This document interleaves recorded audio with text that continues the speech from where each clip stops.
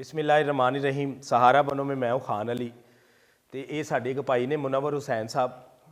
अज तो इन्हों की चंद दिन पहला एक वीडियो अपलोड की सी, क्योंकि मेरा काम है जिन्नी देर मैं दिखाना नहीं मैं दिखावांगा उस बंदे की मदद होगी। काफ़ी लोग मैनू ना बैड कमेंट करते हैं कि भाई तुसी इन्हां दी तस्वीर लाते हो, तुसी इंज करते हो। तो यार मैं तुहानू अक्सर यही तो कहना वा कि यार मैं वैसे खड़ा होकर कह देना वा कि मैं कह देना कि भाईजान यह एक भाई है, यदी मदद करो। वो भाई है ही नहीं तो तुहानू किवें पता लगेगा कि यार किहड़ा भाई है, किहदी मदद होनी है। देखो जी यह तरीका है, यह साडे मुनव्वर हुसैन साहब ने इन्हां दी वीडियो पहला अपलोड की ही। अज अल्लाह दे और अल्लाह दे फजलो करम नाल इस भाई नू कारोबार मिल गया। मुनव्वर हुसैन देखो तुसी साडे भाई हो, तुहाडी वीडियो बना के पहला असां पुछया कि भाईजान तुहाडी वीडियो बना रहे कोई इतराज़ तो नहीं? तुसां की क्या? कोई इतराज़ नहीं। देखो अज तुहानू अल्लाह सोने की तरफों कारोबार मिलिया, हुण तुसी खुश हो? अल्हम्दुलिल्लाह जी, बड़े खुश हैं। दुआ करोगे? इंशाल्लाह दिली दुआ करांगे जी। देखो जी हुण तुसी दर बदर तुसी ओनू नहीं कहोगे यार मैनू कारोबार करा के दे या मैनू तुसी लुआ के दवो। बिल्कुल। तुहानू अज तक किसी ने लुआ के दिता? नहीं सर, नहीं लुआ के दिता। देखो तुसी एक दफ़ा ही साडे कोल आए हो जी, दूजी वारी तुहानू लग गया कारोबार। देखो जी हुण तुसी इस कारोबार नू खराब नहीं करना।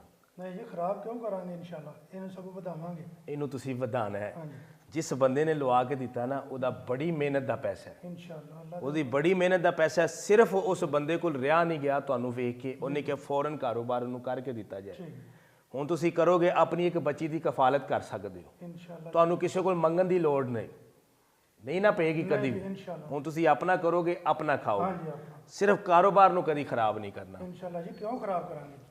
बहुत शुक्रिया। तो जिस तरह कि मैं अपने वीरां नूं भरावां नूं दोस्तां नूं दसना वा, अक्सर गल करना वा कि यार मैं किसी नूं राशन देण नाल या पैसे देण नाल यार मैं उन्होंने कारोबार करके देवां।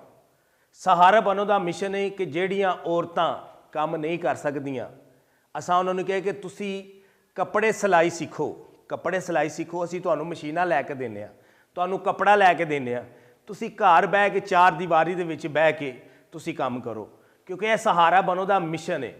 क्योंकि मेरे कोल जिहड़ा पैसा आउंदा है वो एक अमानत है, वो एक अमानत के तौर पर कि ये पैसा देखो हुण जिस तरह मेरे दोस्त ने वीर ने मैनू इहदी मैं वीडियो बनाई, मैनू पैसा भेजिया, मैं उन्होंने फौरन कारोबार कर दिता। ये तुहाडा पैसा मेरे कोल है। तो अक्सर लोग जिहड़े ने मैनू बैड कमेंट करते हैं, खास करके मेरे गखड़ मंडी के शहर के लोग जिहड़े ने गखड़ मंडी के, मैं उन्होंने एक गल दसना चाह रहा कि अज तक साडे शहर दे विचों कोई ऐसा शख्स नहीं निकलिया जिहड़ा किसी की हमदर्दी आसे मदद करे। मैं वाहद खान अली वाहद मैं निकलिया वा जाके लोगों की गल सुनी, लोगों को वेख्या, मैं उन्होंने हैल्प वास्ते निकलिया, मैं आवाज़ दी। अज का दौर इस तरह का वे कि महल्ले के किसी को ना 5000 का बिल आई जाए ना, 5000 रुपया मंगन जाइए ना तो अगला 5000 रुपया नहीं देना कि इन्हें देना कित्थों है। ये अल्लाह का मेरे ते फजल है, करम है। अल्लाह पाक ने मैनू चुनिया है इस काम वास्ते। तो जिस तरह कि अक्सर मैं दसना कि तुहाडा पैसा साडे सहारा बनो दे कोल अमानत है। तो इंज दे अफरादां दी मदद करिए, इंज दे लोकां दी मदद करिए कि यार अपना करके खान, ये अपना करके खान दे। जिन्नी देर वेखो जी ए रिज़क मान दे दुआवां च याद रखें। इंशाल्लाह जी, अल्लाह तो कहना दिली दुआ करांगे, दिली दुआ करांगे। इंशाल्लाह। तो मुनव्वर साहब ए की अमरूद है सारा? जी अमरूद है। ये मुनव्वर हुसैन साहब को असी पैसा दिते हैं, पैसे दिते हैं कुछ होर, उन्होंने अमरूद लैके आए ने। कितना सारा अमरूद है? 4 मन। तो ये खोलिया क्यों नहीं तुसां अज? ये जे कच्चा है, हले कच्चा है। तो इंशाल्लाह सुबह खोलोगे तुसी लाजमन? इंशाल्लाह सुबह लगेगा जी। मतलब अज तुसी यह बेचोगे सारा? आज यह बेचांगे, कल अमरूद वो बेचोगे। देखो जी अगर तुहानू इस काम दे विच कुछ नुकसान हो जाता है, हो जाता है, कोई वड्डी गल नहीं, फ्रूट का काम में हो भी जाता है, फिर भी असी खलोते हैं, तुसी साडे कोल आउणा है। ठीक है सर, इंशाल्लाह फिर भी तुहाडे कोल असी तुहाडा जिन्ना तावन हो सकेगा तुहाडे नाल असी जरूर करांगे।